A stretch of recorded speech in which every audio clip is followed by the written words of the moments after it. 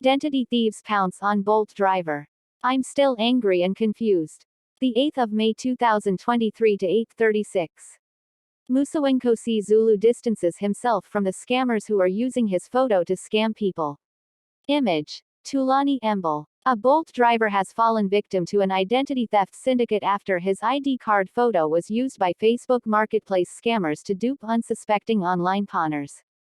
Musawenkosi Zulu found out last week that his images and his ID had been circulated on social media after a woman from Bosloris, on the East Rand, was scammed when she sold a stove on Facebook Marketplace.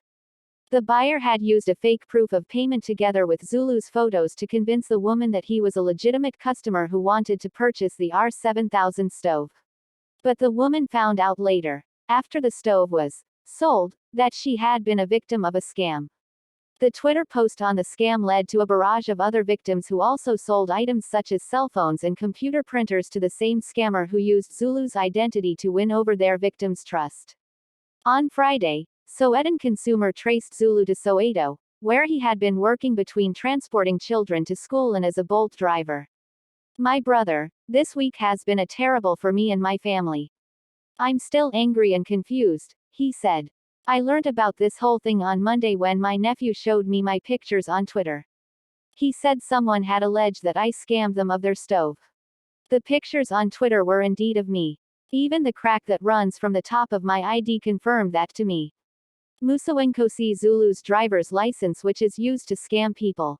Image. Tulani Embel. Zulu said he had never lost his ID, but he recalled that in March an Uber client had requested him to pick up an item from Carletonville and drop it off in Yeovil. "In Carletonville I met a lady who had sold a pram on Facebook to someone in Yeovil. She asked me to pose for a picture standing next to the pram and also to give her my ID so she could send the pictures to her customer for reassurance. I then took the pram and drove to Yeovil. On my way the person who had requested the trip changed the address for the drop-off and said we should meet on the road somewhere in Yeovil. We met and I handed over the pram," said Zulu. Later that day, Zulu said he received a call from the Carletonville woman saying she had not received money for the pram.